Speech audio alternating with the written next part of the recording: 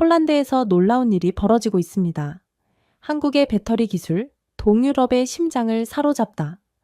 폴란드 브로츠와프시 저녁이 한국 문화의 열풍에 휩싸였고, 시내 중심계는 김치와 비빔밥을 맛보려는 현지인들로 문전성시를 이루고 있다고 하는데요.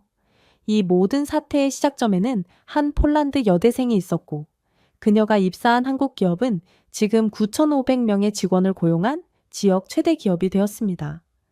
어제까지 지도에서 찾기 힘든 나라로 불리던 한국이 오늘은 유럽의 미래를 책임지는 기술 강국으로 불리며 폴란드 방송국이 뉴스를 중단하고 한국 특집을 내보낼 정도가 됐다고 하는데요. 도대체 어떻게 한국이 폴란드의 전통 도시를 제2의 한국으로 바꿔놓을 수 있었을까요? 이야기를 전하는 서은비에게 여러분의 좋아요와 구독은 가장 큰 응원이 됩니다. 한국 기업이 폴란드 사회를 뒤흔든 놀라운 이야기 바로 시작하겠습니다. 브로츠와프, 제가 태어나고 자란 폴란드의 오래된 도시입니다. 40년 넘게 살아오며 한 번도 떠나본 적 없는 제 고향이죠. 석조 건물과 오래된 광장, 익숙한 교회 종소리가 어우러진 이곳은 언제나 변함없는 안식처였습니다. 하지만 요즘 들어 낯선 기운이 도시를 감싸고 있어요. 처음엔 작은 변화였습니다. 도시 외곽에 들어선 커다란 공장 건물, 간판에 적힌 LG 에너지 솔루션이란 이름. 한국 회사예요. 딸 카롤리나가 신기해하며 말하던 날이 생각납니다. 이제 중앙광장에서도 변화가 느껴져요. 예전에는 폴란드 전통 음악이 흘러나오던 카페에서 요즘은 이상한 노래가 흘러나옵니다. 엄마, 이거 K-팝이에요. 한국 음악이죠. 젊은이들은 그 리듬에 맞춰 춤을 추기도 하는데 저는 그저 어리둥절할 뿐이에요. 더 놀라운 건 주말 시장입니다. 우리 전통 음식 옆에 김치라는 붉은 음식이 자리 잡았어요. 처음 봤을 때는 우리 양배추 절임과 비슷하다고 생각했는데 맛보니 너무 매워서 물을 벌컥벌컥 마셨답니다. 이게 한국인들이 매일 먹는 음식이라고요? 대단하네요. 어느 날은 광장에서 한복이라는 전통 의상을 입은 소녀들이 사진을 찍고 있더군요. 화려한 색상의 옷자락이 바람에 나부끼는 모습이 마치 그림 같았어요. 에바, 요즘 우리 도시가 완전히 달라졌어. 기분 나쁘지 않아? 헨릭 바르토즈, 퇴직한 공무원으로 우리 지역 커뮤니티 대표예요.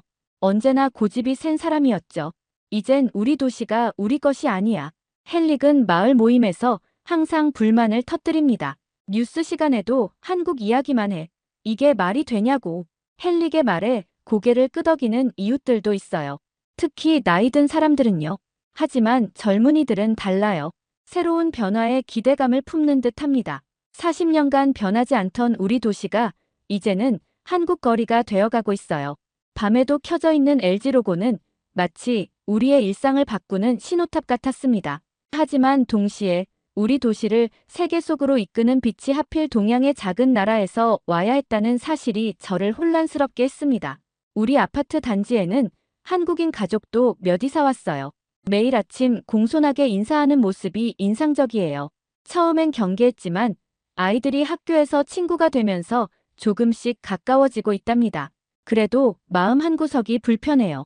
40년 동안 한결같던 고향이 이렇게 빠르게 바뀌어가는 게 당황스럽기도 하고 서운하기도 하고 창문 너머로 불빛이 반짝이는 LG 공장이 보입니다.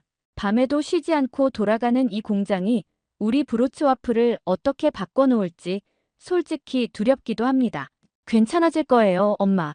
카롤리나는 이렇게 말하지만 과연 그럴까요? 우리가 알던 브로츠와프는 이제 추억 속으로 사라지는 걸까요? 이런 생각을 하면 가슴이 아파요. 하지만 달리 어떻게 할 수도 없는 노릇이죠. 인생은 변화라고들 하지만 너무 빠른 변화는 마치 폭풍처럼 느껴져요. 저는 그저 이 폭풍 속에서 중심을 잡고 서 있을 뿐입니다. 엄마, 저 합격했어요. 카롤리나가 들어오자마자 큰 소리로 외쳤어요. 오랜만에 보는 딸아이의 환한 얼굴에 저도 덩달아 기뻤습니다. 어디에 합격했다는 거니? LG 에너지 솔루션에서 진행하는 대학생 인턴 프로그램이요. 전기 이동성 전공자 중에서 몇 명만 뽑는데요.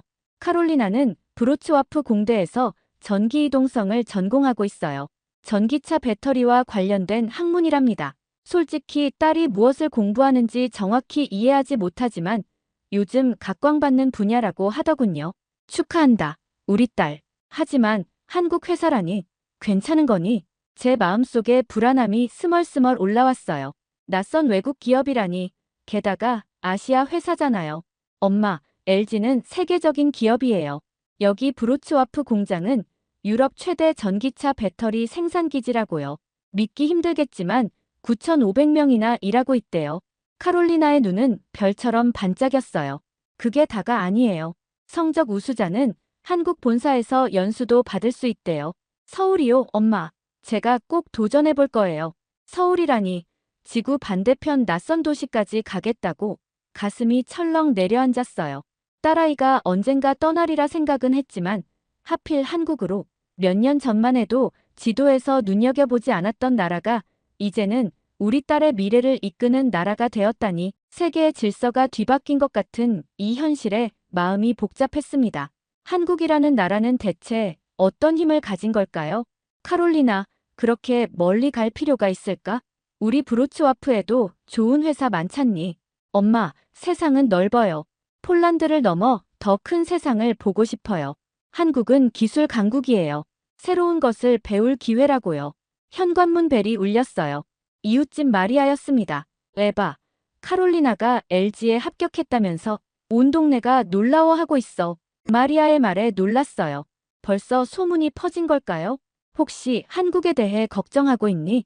내 조카도 거기서 일해. 처음엔 걱정했지만 지금은 매우 만족하고 있어. 그 사람들 참 친절하대. 마리아가 돌아간 후 부엌에서 저녁을 준비하며 생각에 잠겼어요. 한국, 까만 머리에 까만 눈동자를 가진 사람들의 나라. TV에서만 봤을 뿐인데 이제 제 딸이 그들과 함께 일하게 된다니. 엄마, 무슨 생각해요? 카롤리나가 부엌으로 들어왔어요. 그냥 내가 낯선 곳에서 괜찮을까 걱정되는구나. 걱정 마세요. 공장에는 폴란드 사람들도 많이 일해요. 그리고 LG는 직원 복지가 정말 좋대요. 한국 사람들은 일도 열심히 하지만 동료를 가족처럼 생각한다고 해요. 카롤리나의 말에도 제 마음속 불안은 쉽게 가시지 않았어요. 어쩌면 제가 너무 보수적인 걸까요? 창밖으로 눈이 내리기 시작했어요. 하얀 눈이 온 세상을 덮으며 모든 것을 새롭게 바꿔놓는 것처럼 제 딸의 살도 어쩌면 우리 브로츠와프도 크게 바뀌게 될지 모르겠네요. 아침 일찍 일어나 창문을 열었어요. 오늘은 카롤리나가 LG에서 첫 출근하는 날이에요.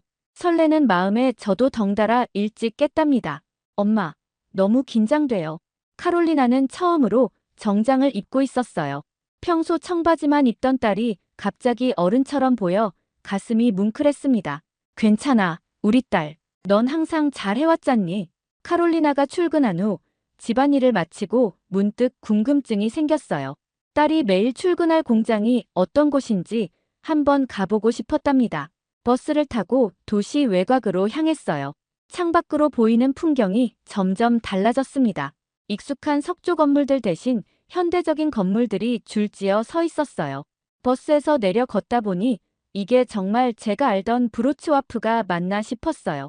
한글로 된 간판들, 한국식 레스토랑, 심지어 식혜라는 음료수를 파는 자판기까지 있었답니다. 이거 무슨 미니 서울 같잖아. 중앙광장으로 돌아와 카페에 앉았어요. 옆 테이블에서는 젊은이들이 한국 드라마 이야기를 나누고 있었습니다. 너 사랑의 불시착 봤어? 진짜 재밌더라.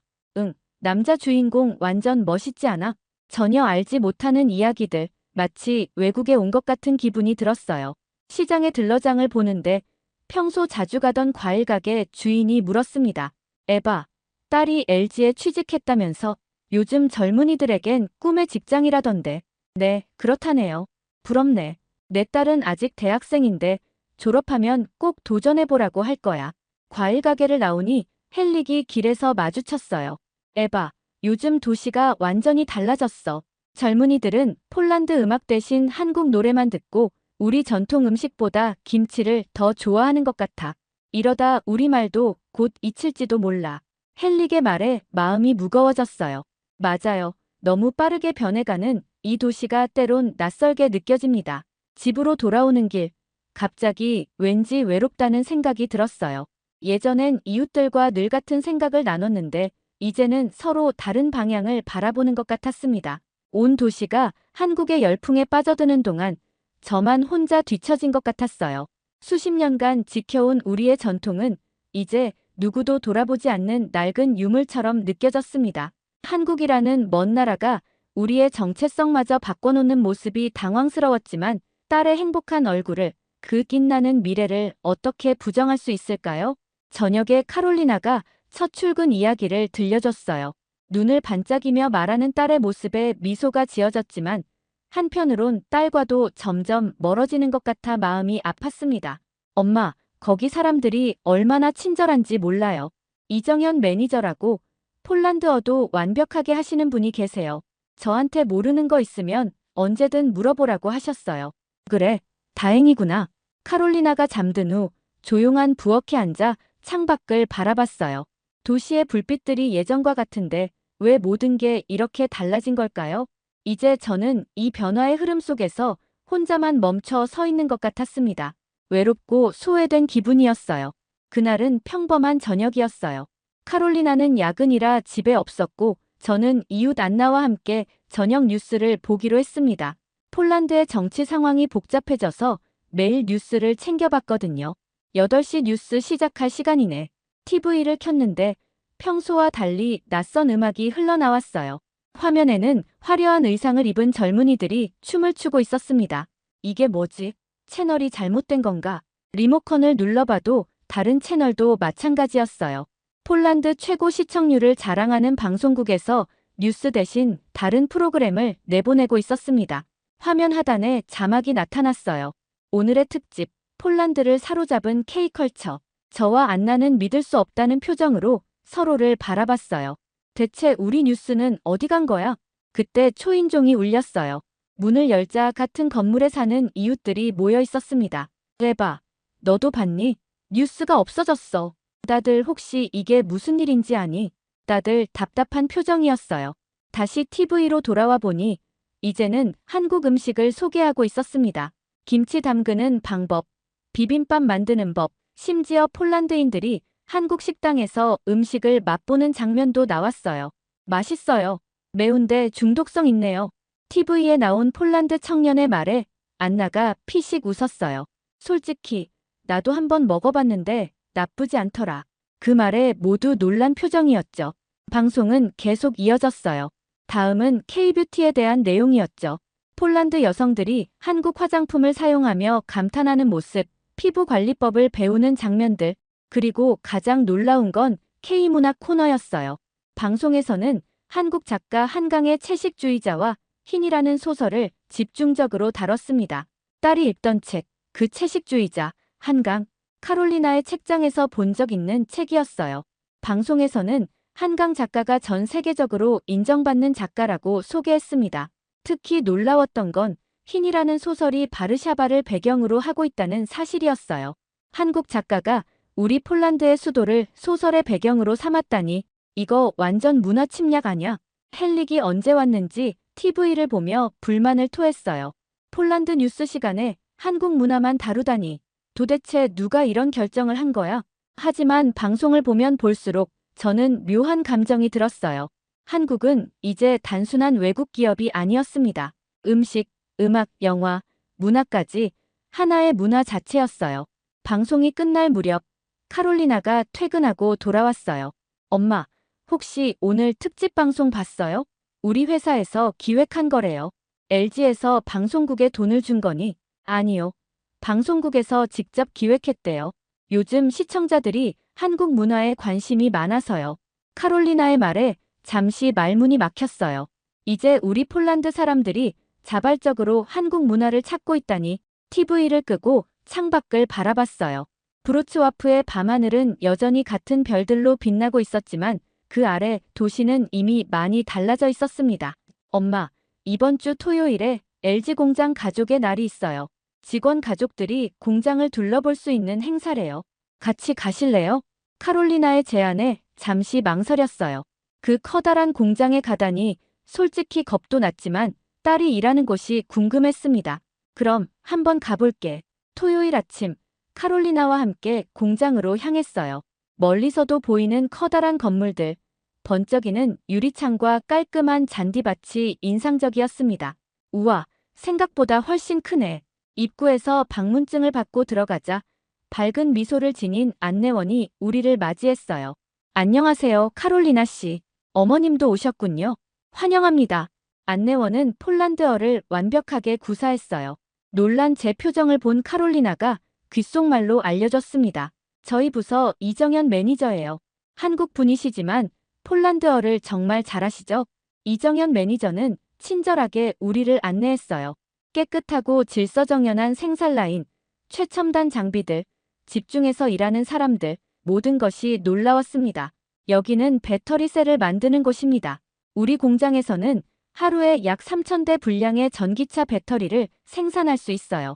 이정현 매니저의 설명에 감탄이 절로 나왔어요. 규모가 엄청났거든요. 다음은 기술 시연장으로 향했습니다. 이곳에서는 진동 센서, 전기차 배터리, 열화상 카메라 기술 등을 직접 체험할 수 있었어요. 이건 우리가 개발한 진동 감지 센서입니다. 0.001mm의 미세한 진동까지 감지할 수 있어요. 작은 장치에 손을 대자 화면에 파동이 나타났어요. 숨만 쉬어도 반응하는 정밀함이 놀라웠습니다.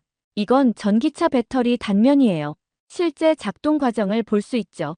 투명한 케이스 안에서 전기가 흐르는 모습이 보였어요.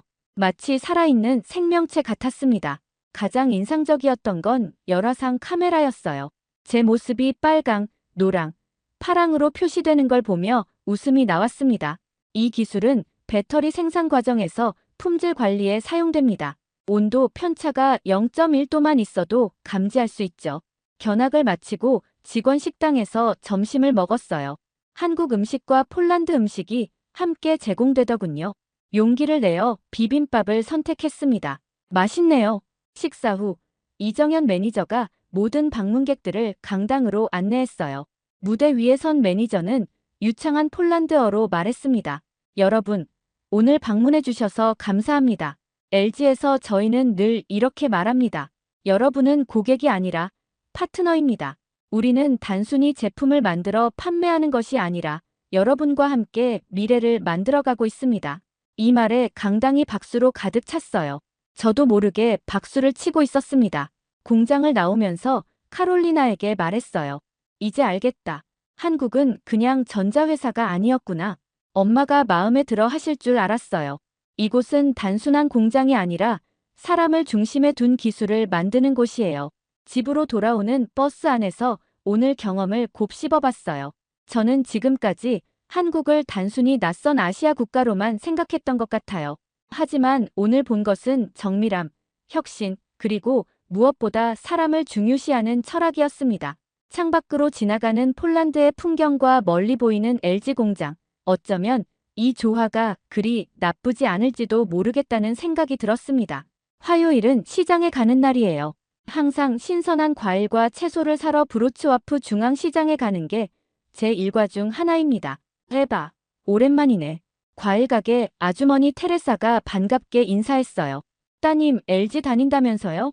요즘 그런 자리 구하기 하늘의 별 따기라던데. 네, 카롤리나가 운 좋게 들어갔어요.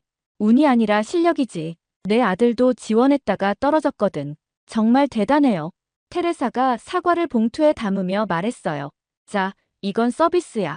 가장 달콤한 사과로 골랐어. 테레사가 사과 2개를 더 넣어주는 걸 보고 깜짝 놀랐어요. 20년 단골이지만 이런 적은 처음이었거든요. 아니에요. 이렇게 많이. 괜찮아요. 따님이 자랑스러울 것 같아서. 시장을 돌아다니며 다른 상인들도 저를 알아보고 인사를 건네는 게 느껴졌어요. 예전과는 다른 눈빛, 다른 말투, 마치 제가 갑자기 중요한 사람이 된 것 같았습니다. 빵집에서 마르타를 만났어요. 오래된 이웃이죠. 에바, 카롤리나 소식 들었어. 한국 본사 연수 프로그램에 지원했다면서. 네, 아직 결과는 모르지만 분명 될 거야. 우리 교회 선생님들도 카롤리나 위해서 추천서 써주신다고 하셨어. 정말요? 제가 부탁드린 적도 없는데. 다들 자발적으로 돕고 싶어해. 브로츠와프에서 누군가 세계적인 기업의 본사에 가게 된다면 우리 모두의 자랑이잖아. 집으로 돌아오는 길, 공원에서 헨릭을 마주쳤어요. 요즘은 별로 보고 싶지 않았는데. 에바, 잠깐 이야기 좀 할까? 벤치에 앉자 헬릭이 뜻밖의 말을 꺼냈어요. 사실 그 한국 기업이 말이야. 생각보다 진짜 괜찮은 일을 하는 것 같아. 헬릭이 그런 말을 하다니 놀랍네요. 내가 고집불통인 건 인정해. 하지만 최근에 조사해봤거든. LG가 우리 도시에 일자리 9,500개를 만들었대. 게다가 환경 보호에도 엄청 신경 쓴다더라. 헬릭의 변화가 신기했어요. 늘 한국에 대해 부정적이던 사람이었는데. 그리고 솔직히 말하면 내 손자도 브로츠와프 공대 전기이동성 학과에 지원했어. 카롤리나처럼 되고 싶대. 집에 돌아와 저녁을 준비하며 생각에 잠겼어요. 불과 몇 달 전만 해도 사람들은 한국 기업을 경계했는데 이제는 우리 딸이 그곳에서 일한다는 이유만으로 저를 달리 대하고 있었습니다. 창밖을 바라보니 도시의 풍경이 눈에 들어왔어요. 석조 건물들 사이로 새로 생긴 한국 식당, 멀리 보이는 LG 공장의 불빛. 이제 이 모든 것이 저에게 낯설지 않았습니다. 카롤리나가 퇴근하고 돌아왔어요. 엄마, 좋은 소식이 있어요. 서울 본사 연수 프로그램 1차 심사를 통과했대요. 정말 축하해, 우리 딸. 카롤리나를 꼭 안아주며 문득 깨달았어요. 제 마음속에서 불안과 두려움이 사라지고 있었습니다. 대신 딸에 대한 자부심과 미래에 대한 기대가 자리 잡고 있었어요. 저녁 식사 후 모처럼 카롤리나와 함께 차를 마시며 이야기를 나눴습니다. 엄마, 처음에는 LG가 낯설게 느껴졌죠? 그랬지. 하지만 이제는 달라. 우리 도시가 한국과 함께 자라나는 것 같구나. 맞아요. 엄마 알아요? 우리 브로츠와프를 폴란드 사람들이 작은 코리아라고 부른대요. 처음엔 놀림처럼 들렸지만 이제는 자랑스러운 별명이 됐어요. 밤늦게까지 이야기를 나누다 보니 제 마음속에도 작은 변화가 일어나고 있음을 느꼈어요. 이제 브로츠와프는 예전의 도시가 아니었습니다. 그리고 저도 예전의 에바가 아니었어요. 엄마, 이번 주말에 시간 있으세요? 특별한 행사에 초대하고 싶어요. 카롤리나가 아침 식사 중에 물었어요. 무슨 행사인데? LG와 시청이 공동으로 주최하는 한국문학관 특별 섹션 오픈 행사예요. 한국의 문화와 문학을 소개하는 전시회가 열린대요. 평소 책을 좋아하는 저로서는 관심이 갔어요. 무엇보다 카롤리나와 함께하는 시간이 소중했고요. 주말에 시청 앞 광장으로 향했어요. 이미 많은 사람들이 모여 있었고 커다란 천막 안에는 다양한 전시가 준비되어 있었습니다. 입구에서 이정현 매니저를 만났어요. 에바 씨, 오셨군요. 카롤리나가 어머님이 책을 좋아하신다고 해서 특별히 초대했어요. 전시장 안으로 들어서자 한국의 다양한 문학 작품들이 폴란드어로 번역되어 전시되어 있었습니다. 시, 소설, 에세이 생각보다 훨씬 다양했어요. 특히 눈에 띈 건 한강 작가의 코너였습니다. 채식주의자와 힘 같은 소설들이 전시되어 있었어요. 이 작가 정말 유명한가 봐요. 이정현 매니저가 미소를 지으며 대답했어요. 네, 한강 작가는 세계적으로 인정받는 작가예요. 채식주의자로 국제부커상을 수상했고 노벨 문학상 후보로도 자주 거론됩니다. 카롤리나가 흰이란 책을 들고 왔어요. 엄마, 이 책 알아요? 한강 작가의 더 화이트 북이에요. 바르샤바가 배경이래요. 정말 한국 작가가 우리 폴란드를 배경으로 소설을 썼다고. 놀라운 사실이었어요. 지구 반대편 작가가 우리나라를 배경으로 아름다운 문학 작품을 만들었다니. 전시장 안쪽으로 들어가자 젊은이들이 모여 한국 소설 속 문장을 암송하고 있었어요. 열정적인 모습이 인상적이었습니다. 저 학생들은 K문학 동아리 회원들이에요. 매주 모여서 한국 문학을 읽고 토론한대요. 폴란드 젊은이들이 한국 문학에 이렇게 열광한다니 신기했어요. 다음 코너에서는 한국 철학에 대한 전시가 있었습니다. 정, 한, 흥 같은 한국 특유의 정서를 설명하는 패널들이 있었어요. 정이란 무엇인가요? 이정현 매니저가 설명해줬어요.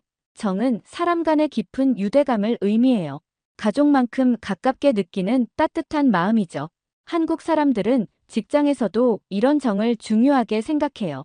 단순한 업무 관계를 넘어 서로를 가족처럼 여기는 거죠. 그 말이 제 마음에 와닿았어요. 카롤리나가 항상 말하던 한국식 직장 문화, 동료를 가족처럼 여긴다는 그 말이 이런 철학에서 비롯된 거였군요.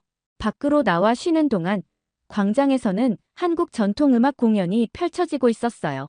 낯선 선율이지만 왠지 마음을 울리는 음악이었습니다. 카롤리나와 벤치에 앉아 이야기를 나눴어요. 카롤리나, 내가 이렇게 한국 문화에 푹 빠져 있는 줄 몰랐구나.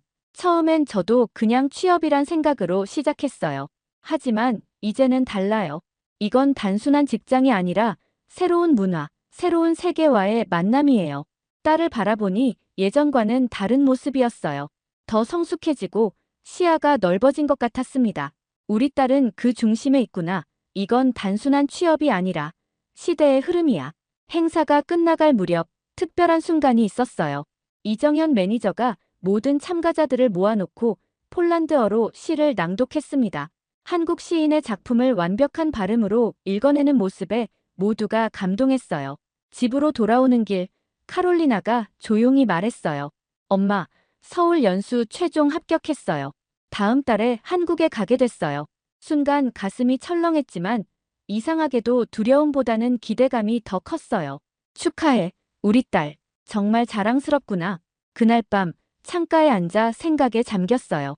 한국, 이제는 그저 지도 위의 작은 나라가 아니었습니다. 문화, 기술, 철학이 담긴 나라.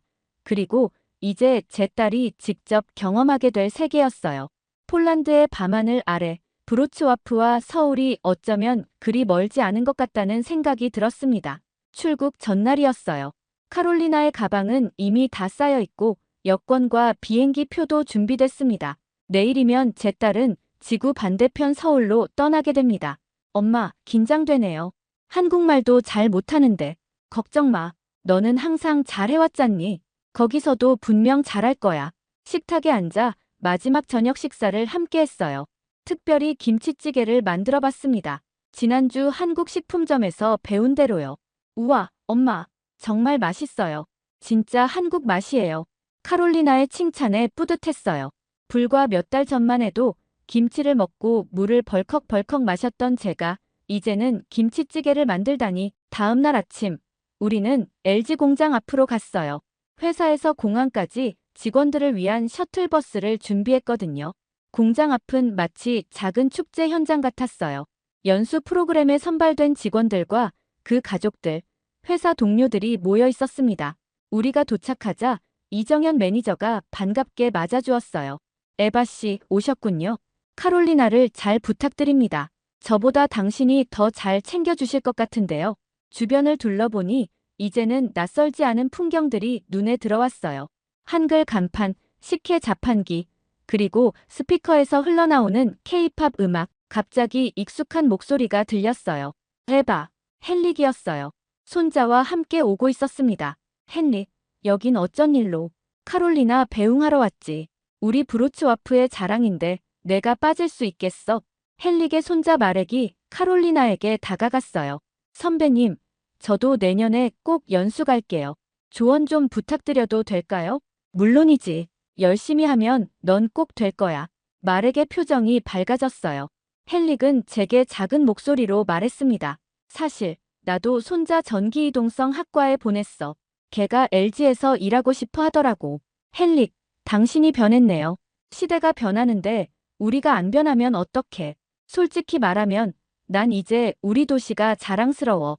작은 코리아라는 별명도 마음에 들어. 마지막 인사를 나누는 시간이 왔어요. 카롤리나를 꼭 안아주었습니다. 조심히 다녀와. 한국 음식 많이 먹고 좋은 경험 많이 하렴. 네, 엄마. 걱정 마세요. 3개월 금방 지나갈 거예요. 카롤리나가 버스에 오르려는 순간 이정현 매니저가 모두에게 말했어요. 우리는 배터리를 만들지만 여러분의 미래도 함께 만듭니다. 카롤리나와 여러분은 이제 폴란드와 한국을 잇는 다리가 될 거예요. 버스가 떠나고 사람들이 하나둘 흩어졌어요. 저는 잠시 공장 앞에 서서 생각에 잠겼습니다. 1년 전만 해도 저는 이 변화를 두려워했어요. 낯선 기업, 낯선 문화가 우리 도시를 침범한다고 생각했지요. 하지만 이제는 달라요.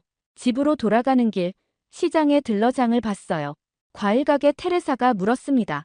카롤리나 잘 보냈어? 응, 방금 배웅했어. 걱정 마. 우리 도시의 자랑이잖아. 카롤리나는 분명 멋지게 해낼 거야. 집에 도착해서 창밖을 바라봤어요. 브로츠와프의 풍경은 여전히 아름다웠습니다. 오래된 석조 건물들, 광장, 그리고 멀리 보이는 LG 공장, 이 모든 것이 이제는 하나로 어우러져 있었어요. 한국의 새로운 바람이 불어와 우리 도시를 변화시켰지만 그 과정에서 우리는 더 풍요로워졌습니다. 전화벨이 울렸어요. 카롤리나였습니다. 엄마, 공항 도착했어요. 곧 비행기 탈 거예요. 우리 딸, 새로운 세상을 맘껏 경험하고 와. 네, 엄마. 한국에서 배운 좋은 것들 브로츠와프에도 가져올게요. 전화를 끊고 깊은 숨을 내쉬었어요. 이제 저는 더 이상 두렵지 않았습니다. 이젠 한국 없이 우리 도시를 상상할 수 없어요. 작은 코리아, 브로츠와프는 자부심입니다. 창밖으로 석양이 지고 있었어요. 브로츠와프의 하늘과 서울의 하늘은 다르지만 같은 별이 빛나고 있을 거예요. 그리고 그 별빛 아래 우리는 함께 미래를 만들어가고 있습니다. 대한민국이 없으면 세계 질서는 무너진다. 이 한마디가 미국 국가안전보장회의에서 공식 선언된 순간 전 세계 외교가가 뒤흔들렸습니다. 어제까지 우리나라를 작은 동맹국 정도로 여기던 미국이 한국을 세계 전략의 핵심 축으로 격상시킨 배경에는 충격적인 사실이 있었습니다.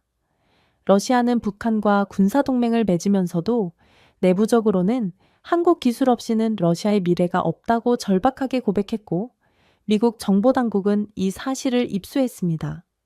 강철로 자부하던 러시아가 한국의 기술력 앞에 무릎을 꿇은 것입니다. 이 모든 변화의 중심에는 한 남자가 있었습니다. 냉철한 데이터로만 세계를 판단하던 미국 최고 전략가 에드워드 하퍼, 한때 한국을 무시해도 될 나라로 규정했던 그가 직접 목격한 충격적 진실은 무엇이었을까요? 이야기를 전하는 서은비에게 여러분의 좋아요와 구독은 가장 큰 응원이 됩니다. 그럼 오늘의 사연 시작합니다. 우리에게 필요한 것은 북한이 아니라 한국이다. 한국 기술 없이는 러시아의 미래가 없다. 러시아 지도부 내부 회의에서 녹취된 이 발언들에 저는 놀라지 않을 수 없었습니다. 저는 에드워드 하퍼, 워싱턴 DC 국제안보전략연구소의 수석 분석가입니다. 오늘도 차가운 아침이 밝았습니다. 연구소 창문 너머로 보이는 건물들이 아직 잠에서 덜 깬 듯 했어요. 책상 위에는 수십 개의 국가 분석 파일이 놓여 있었습니다. 트럼프 대통령의 복귀 이후 세계는 다시 혼란스러워졌어요. 유럽은 미국과 거리를 두기 시작했고 러시아는 다시 힘을 키우고 있었습니다. 저는 MIT 출신의 국방부와 백악관 국가안보회의를 모두 거친 데이터맨이라고 불리죠. 숫자, 자원, 군사력, 동맹관계, 이것들이 세계를 움직인다고 믿습니다. 감정은 분석에 방해가 될 뿐이죠. 오늘은 아시아 지역 분석을 마무리해야겠군. 책상 위 파일들을 훑어보니 중국, 일본, 인도 관련 서류가 눈에 띄었습니다. 하지만 한국 관련 자료는 거의 없었어요. 솔직히 말해서 한국은 제 관심 영역 밖이었습니다. 반도체, 자동차, 좋은 제품들이지만 대체 가능한 것들이죠. 저는 항상 생각했어요. 한국이 없어도 세계는 잘 돌아간다. 제 분석의 초점은 러시아와 북한의 군사조약 가능성에 맞춰져 있었습니다. 한국은 그저 주변에 있는 소극적 조연 정도로만 생각했죠.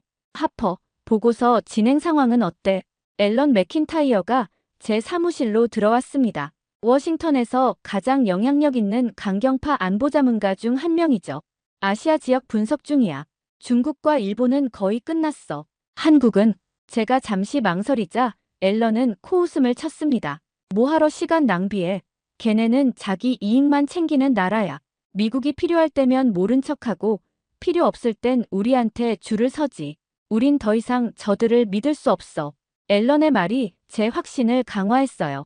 저는 컴퓨터 화면에 한국이 포함된 지도를 띄워놓고 잠시 바라봤습니다. 작은 반도, 분단된 국가, 주변 강대국에 둘러싸인 나라. 전략적 중요성이라면 중국이나 일본에 한참 미치지 못한다고 판단했죠. 저는 키보드를 두드리며 보고서에 한 줄을 추가했습니다. 한국, 전략 지도에서 제외 가능. 그 순간 저는 몰랐습니다. 제가 무시하고 있는 이 작은 나라가 곧 전 세계의 전략 지도를 완전히 뒤집어 놓을 열쇠가 된다는 사실을요. 저녁이 되자 사무실 전화가 울렸습니다. 하퍼 씨, 내일 아침 긴급 회의가 있습니다. 러시아와 북한이 중대 발표를 할 예정이에요. 전화를 끊자마자 저는 컴퓨터 화면을 응시했습니다. 다음 날의 회의가 제 인생을 완전히 바꾸게 될 줄은 상상도 못했죠. 아침 일찍 연구소 상황실에 모였습니다. 화면에는 모스크바 크렘린궁 생중계가 나오고 있었어요. 2025년 3월 러시아와 북한은 포괄적이고 즉각적인 군사협력 조약을 체결합니다. 러시아 대통령의 선언에 상황실이 순식간에 얼어붙었습니다. 이게 무슨 소리야? 우크라이나 전쟁이 아직 끝나지도 않았는데 동료들의 혼란스러운 목소리가 들려왔어요. CNN은 이미 한반도에 전면적 긴장 시대 재개라는 속보를 내보내고 있었습니다. 저는 재빨리 노트북을 열어 한국의 반응을 확인했어요. 놀랍게도 서울은 조용했습니다. 결국 한국은 눈치만 보고 있군요. 전형적인 약소국 행태입니다. 한국 정부가 뭐라도 해야 하는 거 아닌가요? 젊은 연구원 하나가 물었습니다. 아마 어떻게 대응해야 할지 모르는 거겠지. 저는 냉정하게 답했어요. 그때 앨런이 회의실로 들어왔습니다. 봐, 내가 뭘 했어? 한국은 아무것도 안 해. 지금 대통령도 없는 나라가 뭘 하겠어? 우리가 싸우는 동안에도 항상 중간만 택하지. 우리에게 맞춰줄 거란 기대는 하지 마.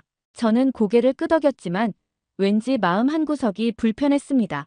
회의가 끝나고 자료실로 가서 우크라이나 전쟁 관련 한국의 대응을 찾아봤어요.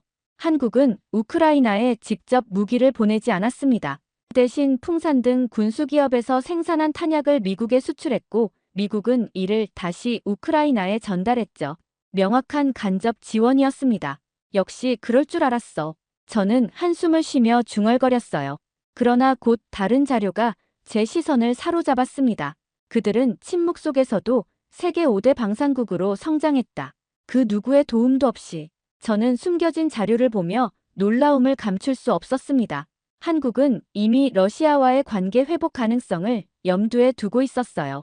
북극 항로 개척, 에너지 공급선 확보, 극지 인프라 참여 등으로 러시아 내부에서도 실질적 파트너로 다시 부상 중이라는 내용이었죠. 이건 또 뭐지? 저는 혼란스러웠습니다. 데이터는 제가 알던 것과 달랐어요. 화면을 넘기니 더 놀라운 정보가 있었습니다. 한국의 우주 발사체 기술력, 고속 군수 생산 능력 등은 세계 몇 안 되는 국가적 능력이었어요. 겉으로는 조용하지만 안으로는 움직이고 있는 한국. 그런데 왜 이런 정보가 제 분석에 반영되지 않았을까요? 저는 기존 보고서를 다시 열어보았습니다. 거기엔 여전히 한국을 주연이 될 수 없는 나라로 정의해 놓았더군요. 뭔가 놓치고 있나? 처음으로 제 분석에 의심이 들기 시작했습니다. 그날 밤 상원군사위원회에서 한국의 대응을 질타하는 기사를 보며 저는 생각에 잠겼어요. 만약 한국이 전략적으로 믿을 수 없는 나라라면 왜 러시아와 북한은 이런 도발적인 조약을 체결한 걸까요? 단순한 군사동맹 이상의 무언가가 있어 보였습니다. 궁금증을 참지 못한 저는 상사에게 전화를 걸었어요. 서울로 출장을 가야겠습니다. 직접 확인할 게 있어요. 출장을 준비하는 동안 세계 각국의 반응이 뉴스를 도배했습니다. 하지만 정작 가장 궁금한 건 러시아 내부의 속사정이었어요. 수십 년간 정보기관에서 일한 제 친구 마이클에게 연락했습니다. 러시아 내부 상황에 대해 알고 있는 거 있어? 공식적으론 말할 수 없지만 크렘린 내부에서 뭔가 움직임이 있어. 북한과의 조약 이면에 다른 목적이 있는 것 같아. 저는 그 순간 미처 몰랐습니다. 모스크바 크렘린 지하 전략회의실에서 어떤 일이 벌어지고 있는지를요. 북러 군사조약 발표 직후 러시아의 외교안보 수뇌부가 크렘린 지하 회의실에 긴급 소집되었습니다. 표면적으로는 북핵 억제와 군사공조가 의제였지만 실제 회의의 핵심은 전후 복원 전략이었어요. 러시아의 경제는 정체되고 물류는 마비되고 소비재 공급망은 붕괴 직전이었습니다. 중국은 러시아 시장을 저가 제품으로 잠식하고 있었고 유럽은 완전히 등을 돌린 상태였죠. 이 상황을 돌파할 카드가 필요했습니다. 조용히 입을 연 건 산업부 차관이었어요. 삼성, 현대, 나비엔, 오리온. 우리는 이미 겪었습니다. 한국 없이 이 나라 돌아가지 않았어요. 삼성 냉장고가 없어지자 모스크바 전체가 난리가 났습니다. 중국산으로 대체했더니 2달 만에 절반이 고장났죠. 외무장관이 서류를 넘기며 덧붙였습니다. 한국과 단절된 이후 러시아 소비자 불만은 최고조에 달했습니다. 중국산 보일러가 고장나고 독일차는 수리할 수 없게 됐어요. 우리에게는 조약이 아니라 실질적 복원 파트너가 필요합니다. 안보위원장이 책상을 내리쳤습니다. 북한이 아니라 한국입니다. 지금 우리에게 필요한 국가는 한국뿐이에요. 잠시 침묵이 흘렀고 한 장의 도표가 회의실 스크린에 떴습니다. 최근 러시아 내 외국 기업 신뢰도 순위 1위 삼성전자, 2위 현대차, 3위 경동나비엔. 러시아 국민의 기억은 배신하지 않습니다. 도움 준 나라, 책임진 나라, 함께 웃고 울었던 나라, 한국뿐입니다. 러시아인들이 가장 그리워하는 것이 무엇인지 아십니까? 설문조사 결과 1위가 신라면이었습니다. 모두가 웃음을 터뜨렸지만 그 웃음 속에는 쓸쓸함이 묻어 있었습니다. 크렘린 회의실은 더 이상 군사 분석이 아닌 전략적 갈망으로 가득 찼습니다. 북한과 조약을 맺으면서도 실속은 한국과의 재결합을 노리고 있었던 거죠. 러시아는 이제 알고 있었습니다. 우리가 얼마나 어리석었습니까? 진정한 강국은 핵무기가 아니라 일상을 지배하는 기술에 있었는데 안보위원장의 말에 회의실이 무거운 침묵에 잠겼습니다. 한국 없이는 미래도 없다. 이런 내부 상황을 전혀 모른 채 저는 서울행 비행기에 몸을 실었습니다. 16시간의 긴 비행 동안 저는 한국에 대한 자료를 다시 검토했어요. GDP는 세계 10위권, 수출 규모는 6위, 반도체, 조선, 자동차, 디스플레이 세계 선두. 숫자만 보면 분명 인상적인 나라였습니다. 하지만 저는 여전히 의구심이 들었어요. 과연 이 나라가 미국과 러시아 사이의 판도를 바꿀 만큼 중요할까? 비행기가 인천공항에 착륙했을 때 저는 예상치 못한 광경을 마주했습니다. 깨끗하고 현대적인 시설, 빠른 입국 절차, 그리고 곳곳에서 느껴지는 효율성. 이건 제가 상상했던 아시아의 작은 나라가 아니었어요. 첫인상부터 제 고정관념을 흔들어 놓았습니다. 공항에서 서울로 향하는 고속도로에서 보이는 풍경이 더욱 놀라웠어요. 빽빽한 아파트 단지, 초현대식 빌딩, 그리고 길가에 줄지어 서 있는 현대와 기아 자동차들. 한국의 진짜 모습은 뭘까? 저는 호텔로 향하며 생각했습니다. 미국에서 보던 한국과 직접 눈으로 보는 한국이 너무 달랐어요. 서울에 도착한 첫날, 저는 한국의 전략 산업 데이터를 수집하기로 했습니다. 서울 데이터센터에서 받은 보고서는 제 생각을 완전히 바꿔놓았어요. 그동안 제가 외면했던 한국의 진짜 모습이 수치와 기술 자료 안에서 드러났기 때문입니다. 첫 번째 파일은 누리호 3차 발사 기록이었습니다. 총 8기 위성 중 7기 성공적 분리, 완전 자력 개발, 발사체부터 엔진, 위성체, 관제까지 100% 국산 기술. 페이지를 넘길 때마다 저도 모르게 혼잣말이 나왔어요. 이건 단순한 미사일이 아니야. 국가의 품격이지. 다음 페이지로 넘어가자 쇠빙선 독자 건조 능력 평가 보고서가 나왔습니다. 대한민국은 쇠빙선 설계 건조 해양 운영까지 가능한 극소수 국가 중 하나.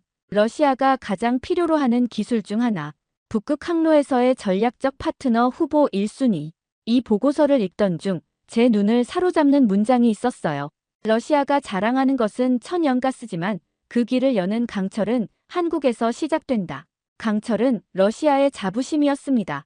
그러나 지금 쇠빙선조차 스스로 만들지 못하는 그들에게 필요한 것은 강철보다 강한 대한민국이었습니다. 저는 또 다른 보고서를 열었어요.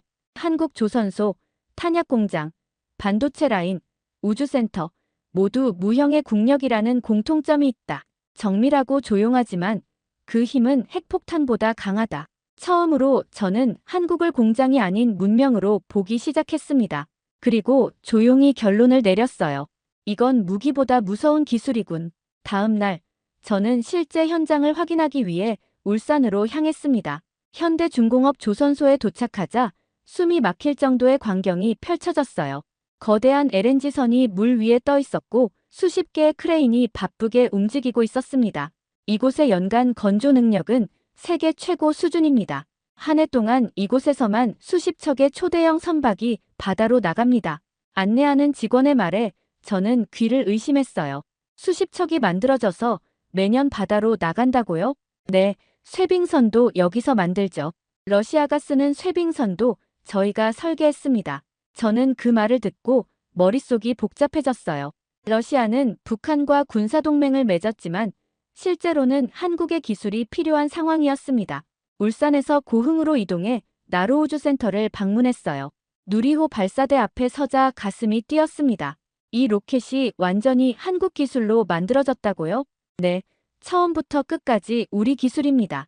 미국이나 러시아의 도움 없이요. 안내원의 설명에 저는 말문이 막혔어요. 제 분석표에서 한국은 항상 기술 의존국으로 분류되어 있었거든요. 하지만 눈앞의 현실은 달랐습니다. 고흥에서 대전으로 이동해 한국의 방산업체를 방문했어요. 이곳에서 생산되는 탄약은 나토 기준을 충족하며 생산 속도는 미국보다 빠릅니다. 저는 믿기지 않았습니다. 어떻게 이런 기술을 갖추게 되었나요? 필요했으니까요. 우리는 항상 빠르게 배워야 했습니다. 살아남기 위해서죠. 그 대답은 단순했지만 강렬했어요. 이날 저녁 호텔로 돌아와 노트에 적었습니다. 한국은 표면적 군사력보다 기술력으로 세계를 움직이고 있다. 그들의 실제 영향력은 우리의 분석보다 훨씬 크다. 창밖으로 서울의 밤 풍경을 바라보며 생각했어요. 이 나라를 제대로 이해하려면 데이터 너머를 봐야 할 것 같아.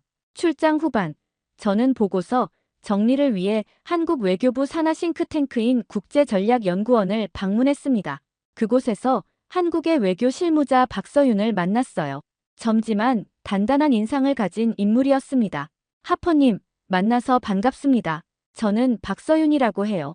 그녀는 제 손을 꽉 잡았습니다. 놀랍게도 박서윤은 제 과거 논문들을 전부 꿰뚫고 있었어요. 아시아 전략 재편이란 논문에서 한국을 전략적 중간 국가로 평가하셨더군요. 흥미로운 관점이었습니다. 저는 당황했습니다. 그 논문은 5년 전에 썼던 것인데 누군가 세세히 읽었다는 사실이 놀라웠어요. 한국은 왜 늘 중립을 택하냐고요? 우리는 늘 전선 위에 있었기 때문입니다. 박서윤은 제 생각을 꿰뚫어보는 듯 말했어요. 그녀는 단호하지만 정제된 말투로 이어갔습니다. 한국이 왜 우크라이나에 직접 무기를 보내지 않았는지, 왜 러시아에 대한 비판을 절제했는지를 설명했어요. 우리가 이중적인 태도를 보인다고 생각하시죠? 그건 아닙니다. 다중의 계산과 신념이 있어요. 저는 그녀의 설명에 집중했습니다. 우리는 이미 여러 번 잊혀진 적이 있어요. 미국도 러시아도 중국도 필요할 때만 찾았죠. 그래서 우리는 스스로를 지키는 법을 배웠어요. 그 말에 가슴이 쿵 하고 내려앉았습니다. 제가 단순한 이익 추구라고 생각했던 한국의 행보가 사실은 기업과 신뢰의 결과였던 거죠. 박서윤은 마지막으로 한마디를 덧붙였습니다. 평화는 선언이 아니라 준비입니다. 이 짧은 말이 제 뇌리에 깊이 박혔어요. 그날 밤 호텔로 돌아와 처음으로 보고서 초안을 삭제했습니다. 수치와 경고음으로 채워졌던 예측 모델 대신 처음으로 변수라는 단어를 넣었어요. 한국은 더 이상 방정식의 상수가 아니었습니다. 깊은 밤, 앨런 맥킨타이어에게서 긴급 메시지가 왔어요. 보고서 초안이 유출됐어. 너 한국에 물들고 있는 거 아니겠지? 저는 답장을 하지 않았습니다. 이미 알고 있었어요. 이 나라를 이해하려면 수치가 아니라 살아온 역사 전체를 다시 읽어야 한다는 걸요. 다음 날, 저는 박서윤을 다시 만났습니다. 어제 말씀하신 스스로를 지키는 법이 궁금합니다. 구체적으로 어떤 의미인가요? 그녀는 잠시 생각하더니 질문을 던졌어요. 하퍼님, 한국 전쟁을 어떻게 배우셨나요? 미국이 자유수호를 위해 개입한 전쟁이죠. 그렇게만 배우셨군요. 우리에겐 그건 나라를 잃을 뻔한 생존의 전쟁이었어요. 그 후에도 매 순간이 생존이었습니다. 그녀는 차분하게 이어갔어요. 반도체, 자동차, 선박. 이런 산업들이 단순히 경제적 선택이었을까요? 아니요. 생존을 위한 선택이었습니다. 우리는 항상 다음 위기를 준비해왔어요. 저는 충격을 받았습니다. 제가 숫자로만 보던 산업 역량이 사실은 국가 생존의 전략이었던 거죠. 그렇다면 러시아, 북한 조약에 조용히 대응하는 것도 우리는 이미 알고 있었어요. 러시아가 정말로 원하는 건 북한이 아니라는 걸요. 저는 그 말에 놀라 물었습니다. 어떻게 그걸 알았죠? 우리는 경험으로 압니다. 국가 간 관계에서 진짜 중요한 건 말이 아니라 필요성이에요. 러시아에 진짜 필요한 건 우리 기술입니다. 그녀의 말이 제 머릿속에서 울렸어요. 필요성. 그날 밤, 저는 처음으로 수치가 아닌 역사와 필요성으로 세계를 재해석해 보았습니다. 워싱턴으로 돌아온 저는 다시 차가운 현실과 마주했습니다. 회의실에 들어서자 모두의 시선이 저에게 쏠렸어요. 하퍼, 한국 출장은 어땠나? 상관이 물었습니다. 저는 잠시 망설였어요. 제가 본 한국과 워싱턴에서 이야기하는 한국이 완전히 달랐기 때문입니다. 생각보다 복잡합니다. 무슨 말이지? 보고서는 언제 제출할 거야? 내일까지 완성하겠습니다. 사무실로 돌아와 보고서 초안을 다시 열었습니다. 첫 문장부터 모든 게 틀렸다는 생각이 들었어요. 한국, 전략지도에서 제외 가능. 과연 그럴까? 울산의 조선소, 대전의 방산업체, 고흥의 우주센터, 그리고 박서윤의 말이 계속 머릿속에 맴돌았습니다. 평화는 선언이 아니라 준비입니다. 보고서 제출까지 12시간. 저는 고심 끝에 결정을 내렸어요. 기존 보고서 전면 폐기. 새로 쓴 제목은 다음과 같았습니다. 대한민국, 공급망의 심장, 북극 항로의 관절, 지정학의 제3축. 저는 미국 내 보수적 외교안보 고위층의 반발을 감수할 각오를 다졌습니다. 밤새 보고서를 작성하는 동안 사무실 문이 열렸어요. 앨런 맥킨타이어가 들어왔습니다. 너 정말 보고서를 완전히 다시 쓰는 거야? 네. 너무 오래 그 나라에 있었군. 외교는 감정이 아니라 힘이야. 저는 조용히 대답했습니다. 그런데 그 감정을 가진 나라가 지금 세계를 움직이고 있잖아요. 앨런은 코웃음을 쳤습니다. 무슨 말도 안 되는 소리야. 한국이 세계를 움직여. 넌 현실을 보는 게 아니라 환상을 보고 있어. 현실이요? 현실은 러시아가 북한이 아닌 한국을 필요로 한다는 겁니다. 현실은 한국의 기술이 없으면 러시아의 북극 항로가 열리지 않는다는 거고요. 앨런은 잠시 말문이 막혔다가 다시 공격했습니다. 그래, 기술적으로 중요할 수는 있어. 하지만 세계 질서를 바꿀 정도는 아니야. 그럼 이건 어떻습니까? 저는 컴퓨터 화면을 보여줬어요. 러시아 내부 자료였습니다. 어디서 얻은 거야? 중요한 건 그게 아니에요. 보세요. 러시아 안보위원장이 직접 우리에게 필요한 건 한국뿐이라고 말했어요. 앨런은 믿을 수 없다는 표정을 지었습니다. 넌 미국의 국익을 위해 일하는 거야. 한국을 위해서가 아니라고. 정확히 미국의 국익을 위해 이 보고서를 쓰는 겁니다. 우리가 한국의 중요성을 간과한다면 러시아는 그 틈을 놓치지 않을 거예요. 앨런은 아무 말 없이 사무실을 나갔습니다. 저는 다시 보고서 작성에 몰두했어요. 저는 한국 없이도 돌아가는 세계라는 전제를 완전히 폐기했습니다. 우리는 선택할 수 없습니다. 한국은 이미 시스템입니다. 옵션이 아닙니다. 보고서에는 삼성, 현대, 경동나비엔, 풍산, 누리호, 북극항로, 반도체, 그리고 도시락 라면까지 포함했어요.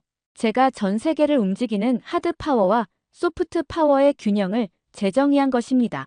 이제 보고서가 상원에 제출되면 미국의 전략 기조가 변화할 수 있었습니다. 저는 알고 있었어요. 이 결정이 누군가에겐 배신처럼 보일 수 있다는 것을요. 그러나 저는 흔들리지 않았습니다. 저는 단순히 전환한 것이 아니었어요. 저는 변화했습니다. 아침이 밝았을 때 완성된 보고서를 제출했습니다. 상관은 제목만 보고도 놀란 표정을 지었어요. 하퍼, 이게 무슨? 제가 직접 본 현실입니다. 내일 상원 청문회에서 설명하겠습니다. 국회의사당 상원 전략 청문회장은 긴장감으로 가득했습니다. 저는 증언대에 앉아 준비해온 자료를 정리했어요. 하퍼 분석가님, 시작하시죠. 위원장의 말에 저는 숨을 깊게 들이마셨습니다. 여러분, 러시아는 이제 한국을 원합니다. 북한과 조약을 맺은 건 명분이고 한국과 재결합하려는 게 본심입니다. 왜일까요? 러시아를 압도할 수 있는 유일한 국가가 대한민국이기 때문입니다. 회장에 조용한 긴장감이 돌았습니다. 삼성전자는 러시아에서 독일을 이겼고 현대차는 일본을 이겼습니다. 그리고 지금 한국은 러시아의 쇠빙선보다 더 강한 기술을 갖고 있습니다. 대한민국은 소비재, 에너지, 물류, 우주, 군수, 전 영역에서 러시아를 넘어섰습니다. 청문회장이 술렁이기 시작했어요. 한 상원 의원이 반문했습니다. 러시아보다 강하단 말입니까? 저는 미소 지으며 단호히 말했어요. 러시아 안보위원장이 직접 말했습니다. 우리에겐 한국뿐이 다 적국이 인정했는데 왜 우리만 못 믿습니까? 다른 의원이 끼어들었습니다. 하지만 군사력으로 보면 러시아가 훨씬 강하지 않습니까?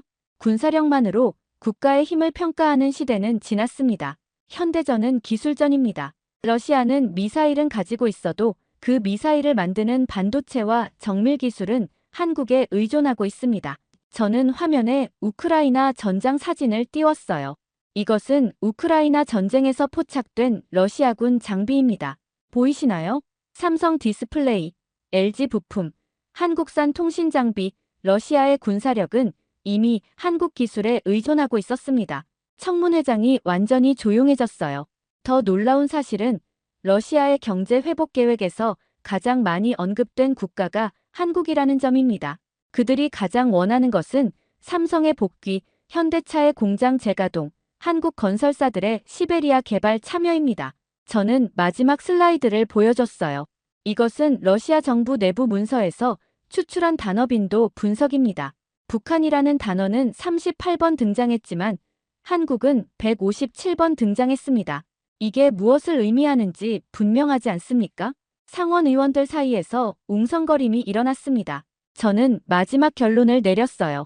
우리가 한국을 단순한 동맹국으로만 본다면 우리는 세계 질서의 새로운 축을 놓치게 될 것입니다. 한국은 이제 단순한 제조국이 아닙니다. 그들은 기술 문명의 중심, 글로벌 공급망의 심장, 그리고 지정학의 새로운 축입니다. 청문회가 끝나고 기자들이 몰려왔어요. 하퍼 씨, 이런 발표는 기존 미국의 아시아 전략과 완전히 다른데 개인적 소신인가요? 아닙니다.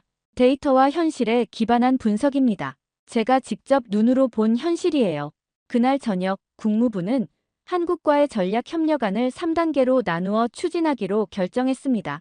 뉴스 헤드라인은 이렇게 바뀌었어요. 세계 최강, 대한민국, 이번엔 러시아도 인정했다. 저는 TV 화면을 보며 작은 미소를 지었습니다. 수치와 군사력만 보던 제가 이제는 신뢰와 기술이라는 렌즈로 세계를 바라보게 되었으니까요. 그날 밤 앨런에게서 문자가 왔습니다. 내가 맞았을지도 모르겠다. 작은 인정이었지만 큰 변화의 시작이었습니다. 몇 주 후 저는 연구소 옥상에서 혼자 밤을 보내고 있었습니다. 포토맥 강은 고요히 흐르고 멀리서는 작은 불꽃놀이가 터졌어요. 어린이날 행사일까? 늦은 졸업 축하일까? 저는 한국 출장 때 받은 선물을 꺼냈습니다. 도시락 라면이었어요. 아직도 도시락이라는 이름이 낯설게 정겹게 느껴졌습니다. 뜨거운 물을 부으며 조용히 중얼거렸어요. 사람들은 웃겠지. 라면 하나에 이러냐고. 하지만 그걸로 러시아가 버텼고 내가 깨달았어. 한국에서의 기억이 물결처럼 밀려왔습니다. 누리호 발사 기록, 조선소 설계도, 보일러 수출 실적, 모든 데이터가 제 뇌 속을 다시 흘러갔어요. 그러나 제 가슴에 남은 건 박서윤의 한마디였습니다. 평화는 말이 아니라 준비입니다. 저는 마침내 제가 왜 흔들렸는지 알게 되었어요. 한국은 군사도 아니고 감성도 아니었습니다. 신뢰를 잊지 않는 나라, 끝까지 책임지는 나라. 그게 저를 바꾼 거였습니다. 라면을 먹으며 저는 한국의 또 다른 측면을 떠올렸어요. 이 작은 라면 하나로 세계 식품 문화가 바뀌었고 러시아의 일반 시민들도 한국 음식에 의존하게 되었습니다. 탱크와 미사일보다 강한 라면의 힘. 어쩌면 이게 진짜 국력인지도 모르겠다는 생각이 들었어요. 마지막으로 저는 출장을 기념해 받은 메달을 손에 들었습니다. 메달엔 이렇게 적혀 있었어요. 작지만 멈추지 않는 나라. 저는 눈을 감았습니다. 몸은 워싱턴에 있었지만 제 마음은 지금 고흥의 푸른 하늘 아래 있었어요. 그곳에서 본 누리호 발사대는 제게 깊은 인상을 남겼습니다. 우주를 향한 도전, 전 세계가 불가능하다고 했던 꿈을 이루는 나라. 그 작은 나라가 이제는 세계의 중심축으로 인정받게 되었습니다. 휴대폰에서 알림이 울렸어요. 새로운 뉴스였습니다. 러시아, 한국과의 경제협력 재개 위한 특별 작업반 구성. 미 국무부, 한국 전략적 핵심 파트너 격상 검토. 모든 변화가 제 예상보다 빠르게 진행되고 있었습니다. 라면을 다 먹고 포장지를 정리했어요. 작은 봉지에 담긴 건 단순한 음식이 아니라 문명이었습니다. 제 사무실로 돌아가는 길에 문득 생각했어요. 에드워드 하퍼, 넌 이제 무엇을 할 것인가? 답은 간단했습니다. 한국을 더 깊이 알아가는 것, 그리고 그 과정에서 미국도, 세계도 함께 변화시키는 것. 저는 책상에 앉아 새로운 보고서를 열었습니다. 제목은 이랬습니다. 대한민국, 새로운 세계 질서의 핵심축. 이제 시작이었습니다. 네, 오늘 사연 어떻게 들으셨나요? 사연이 재밌으셨다면 구독과 좋아요, 알림 설정까지 부탁드립니다. 그럼 지금까지 사연을 전해드린 감동이야기 서은비였고요. 영상 봐주신 모든 분들 고맙습니다. 그리고 늘 감사드리고 사랑합니다. 행복하고 건강한 하루 되세요.